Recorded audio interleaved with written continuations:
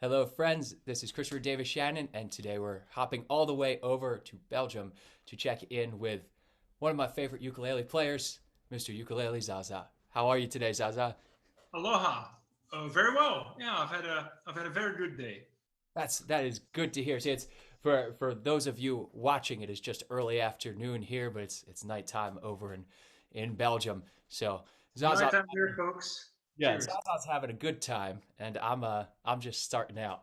So after you have that sip of wine, would you mind playing us a tune to start us off? Here we go.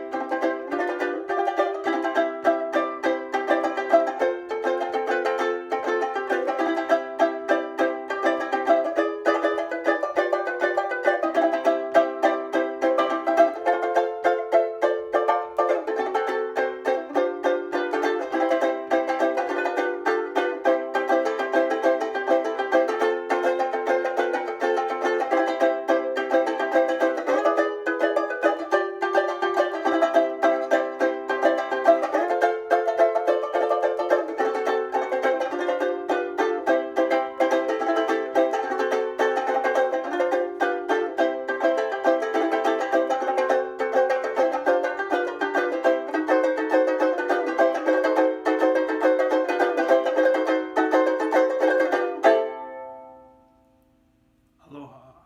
And that was Hey Blonde, written by none other than Zaza here.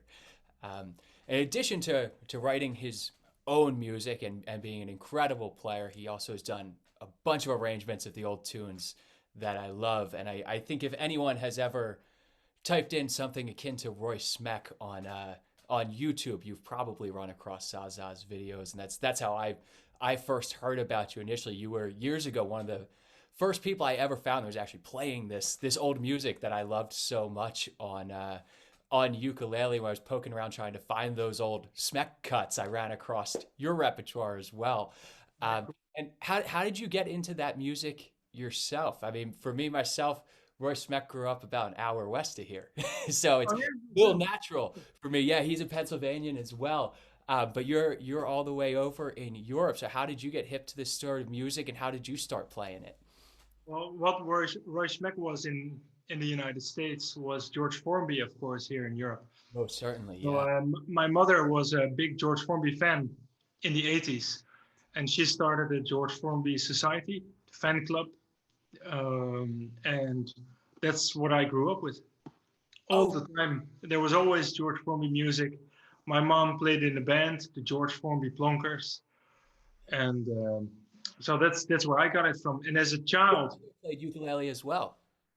my mom, oh yeah, well, it's a funny thing because now I'm a ukulele player, and she doesn't play so much anymore. She still enjoys doing it, but in the 80s and the 90s, she used to go out on gigs, well, once a week, um, playing her playing the old jazz and George Formby songs on her with a jazz band on the banjo lady. And I was always poking fun of her as a teenager. You know, I was a little punk. You know, So oh, there you go with your ukulele, ha ha ha. And now look at me. look what you've become. Yeah. So it's all it's a nice full circle really. And here, that that little banjo you go over there, that's it's a Dallas, which was George Formby's signature brand, Dallas E. And my mom used to do, well, she's done dozens and dozens of gigs with it. And about 3 years ago, she gave it to me. So that was great. So I'm a very proud owner of it now. Mm, they're So beautiful. it's all, so Roy Schmeck, Yeah. yes, I've always loved Roy Schmeck, but for me, it all started with George Formby. Certainly, and of course, as an American, I came to Formby much later, because just no one knows he exists over here at all. Mhm. I'm doing my best to change that. I'm working on it. Yeah.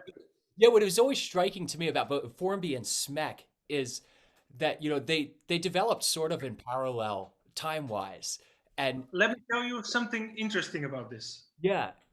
I did a gig at the Czech Ukulele Festival, and I think it was the first time I met Charlotte Mhm. and Stefan and Peter from the Bad Mouse Orchestra, and they were teaching a workshop. Afterwards, it was my turn. They said, "Can we stay in and watch?" Sure. Yeah. And then so I did my workshop, and then afterwards they came to me and they said, "Well, you won't believe it, but you do every stroke and strum the opposite way." And they learned the Schmeck way, the Roy Schmeck way, because of Stefan. He learned from Vinnie Cortese. Hmm. And I learned from the English guys and from watching George Formby himself on video. And apparently it's different. It's the opposite way. So It, that was very interesting. yeah, a lot of things are a little bit backwards in there, but accomplish the same exact thing musically. Yeah, yeah, that's it. Yeah. To me because I think you much like me learning to play uke before we had the accessibility of YouTube a little bit more and seeing a lot of old things learning tunes off old records, and if you put on a Smack record and a Formby record, you could pull out the same techniques and think they're doing the same exact thing with their right hand, but they're not, Mhm. and that's so cool. Yeah, one thing. Shall I give an example? Yeah, please. Do you know the Sweet Holly Hawaiians from Yes, Japan? absolutely.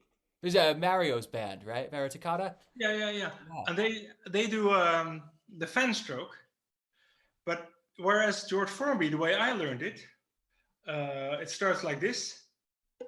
Sorry. Right, that's how I learned it as well. Yeah, pinky lead. Yes, but the Hawaiians they started with a little finger like this. Oh, interesting. Wait, how do you do it again? So I start with a down up with my index. Oh, okay. And then into it. Yeah. Yeah, and they do it the other way around like this with the pinky first. Da, da, da, da, da, da, da, da, da, da. Yeah. I don't know if this has anything to do with smack, but Yeah, he never did mind. similar ones because I always think of the fan stroke when I was learning Formby style, in depending how he was using it in a tune, like in the split stroke patterns when he would use it there, it would generally replicate when he would have the double down strokes because you end up effectively with those twos. So when I use the fan stroke in my playing, I'm always cognizant of whether I need to do a downstroke or an upstroke next, and that's kind of where I could throw it. So I sort of do it both ways, setting it up Okay, nice. either way, depending. Because Smack did very similar things with the fan stroke, things that were more or less illusions and not the most functional techniques in the world. Mm, which are a well, lot of fun to me. I love the showmanship aspect of playing ukulele as well. And I think that's a large part of the fun of the instrument. yeah, Um, you've written, what is it, 4 books now that you have out of five actually. arrangements? Five, because last year there was nothing going on, of course. Yeah. So I made an ebook. It was an ebook only with my own compositions. Oh, beautiful. I haven't checked that one out yet. I'll have to look at that. I've seen the ones with the older tunes in there and stuff, but I'm always looking for new pieces for ukulele, and I'm glad that a lot of people are writing them these days now. So I look forward to digging into that. I'll have to pick that up myself. It's Um, called Contemporary Ukulele Classics. I like that name. So I assume it's stylistically a nod back to most of the music you play, the older style sort Yeah, of playing, but in a contemporary setting at that yeah, point. like Hey Blonde is in it, for instance. Okay, yeah, yeah. So if you want to learn that piece that you just heard, go get Zaza's new book. Ta-da, da, da, da, There da, it is. da. Ultimate plug. Well, actually, I wanted to ask you, so because you do all these amazing right hand techniques from Formby and Smack and all of that, but I've also heard rumored that you have one that you invented yourself. Is this true? Oh, my strum. Oh, Yeah. yes. Would you mind showing is the peacock strum, That's correct? the peacock. Would Yeah. you mind showing that to the folks? Yeah. I will.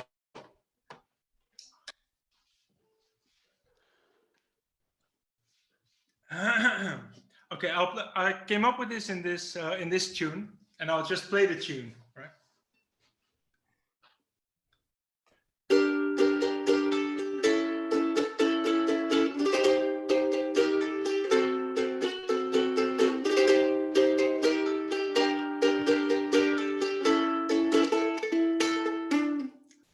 It's all an illusion. That is so neat. It's Yeah. almost like a reverse fan stroke. It's an air stroke because you don't do a thing. Right.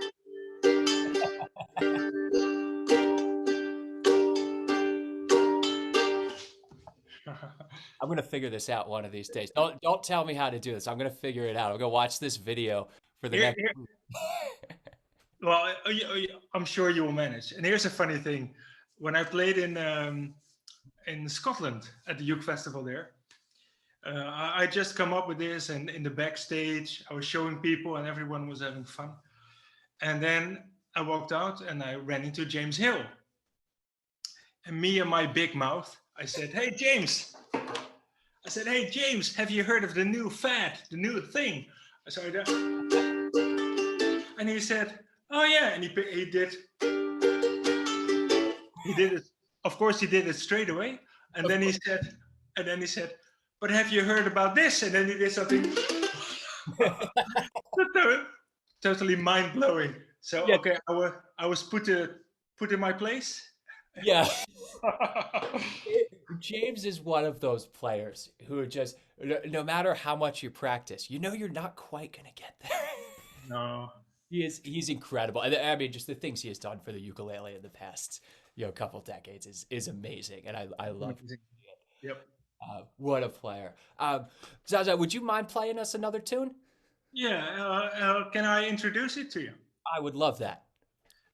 So I grew up with George Formby, um, but my mom had another band, a Hawaiian band playing Hawaiian music, and in both bands she was the uke player and the singer. And I didn't really like Hawaiian music when I was a kid, not at all. I couldn't care less, basically. It's not that I disliked it. And then when I picked up the ukulele again in the mid 90s, I started playing in Hawaiian bands, and that taught me so much about music because often there were no chords. You just have to sit in and listen and play along, etc. So that was wonderful.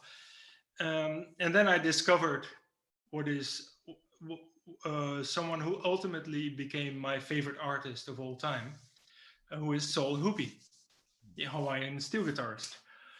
So I've been listening to his music a lot and figuring out his stuff, etc. And my favorite tune of his is one he wrote, and it's called "It's Hard to Say Goodbye." And the title is just beautiful itself. The lyrics, all his original songs are a little bit melancholic, etc. Beautiful stuff. And I'm playing it on the ukulele right now. It's Hard to Say Goodbye by Soul Hoopii.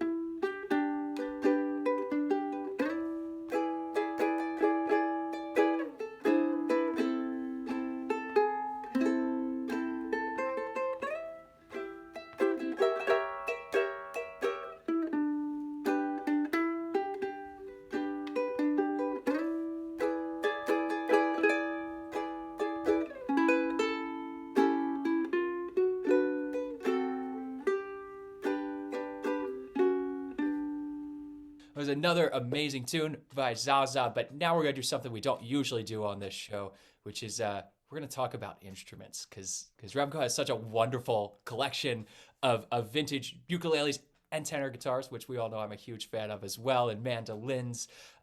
So would you mind just showing us maybe a few of your favorite instruments that you have? Yeah, sure. Yeah. Well, my favorite instruments are Martin ukuleles. No doubt about it. Yeah. They're the best ukes ever made.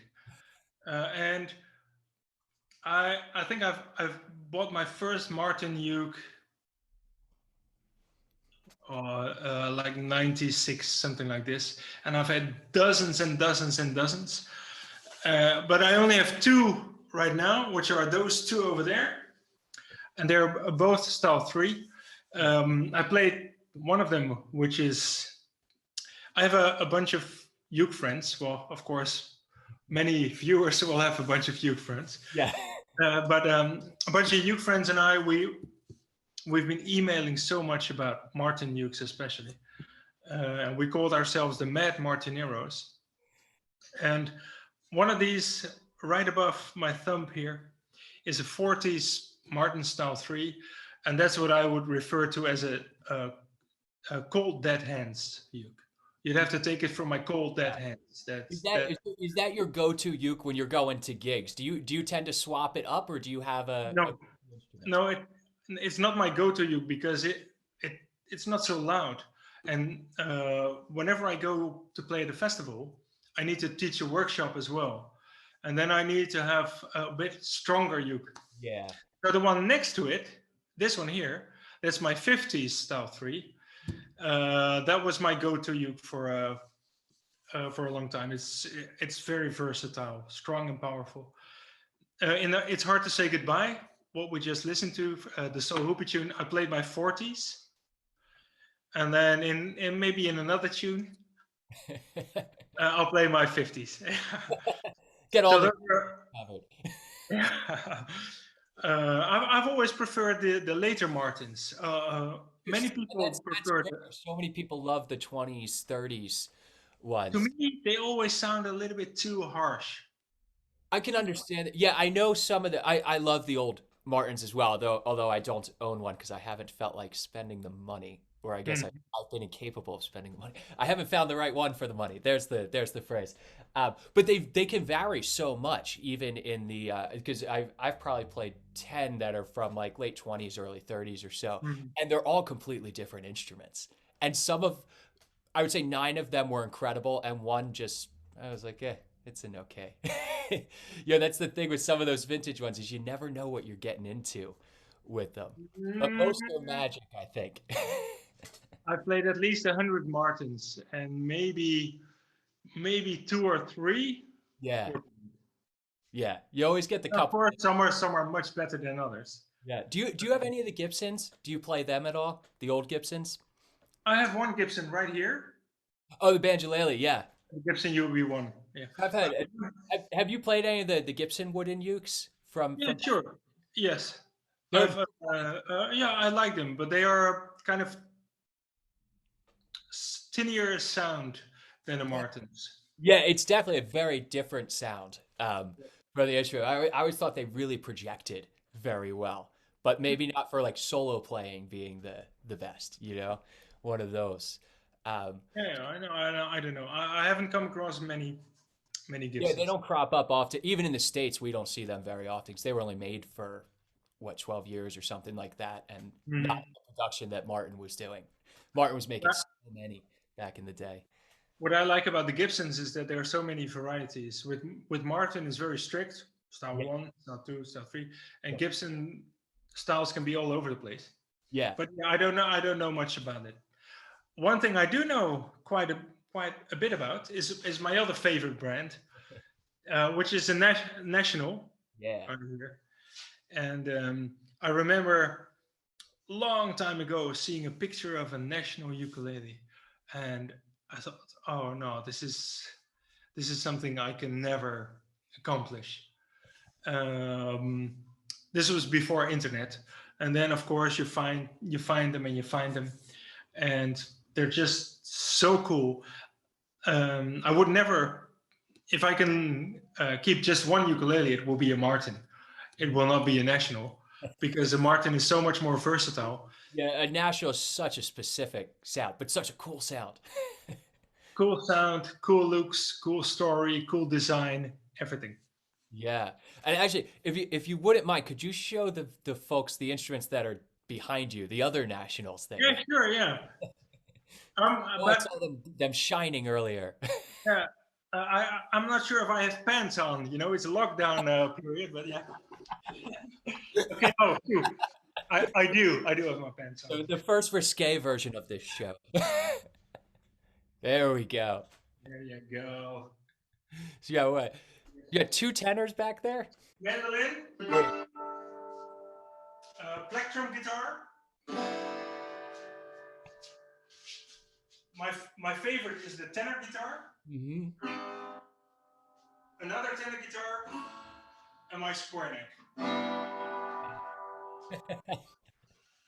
That's the shiniest bunch of instruments I've ever seen.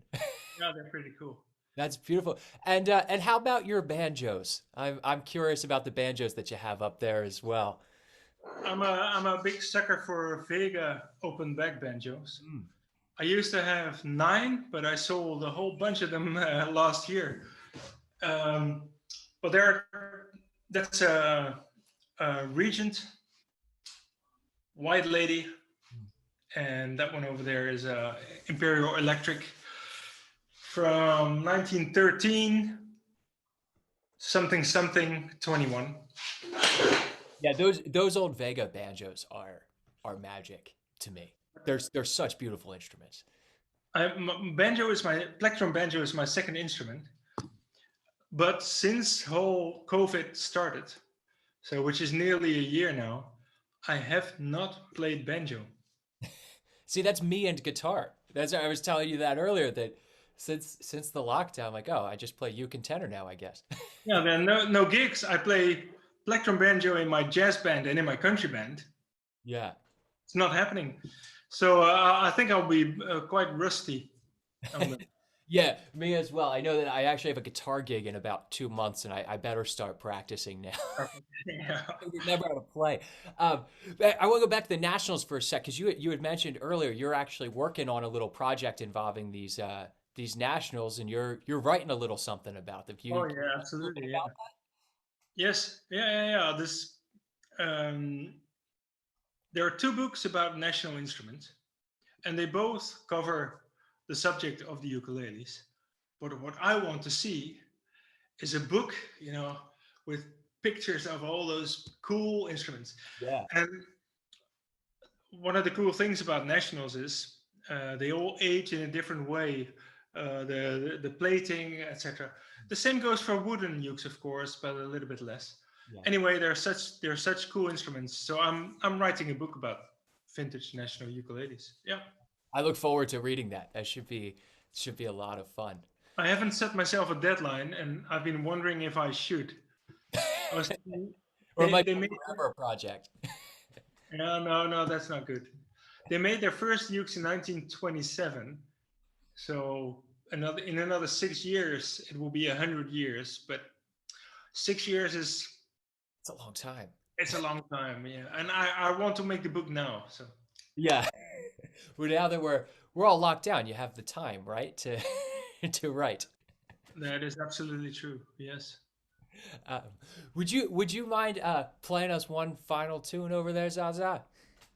Well, it's funny that the little bridge you made there is nice, because that's something that I've been doing last year since COVID.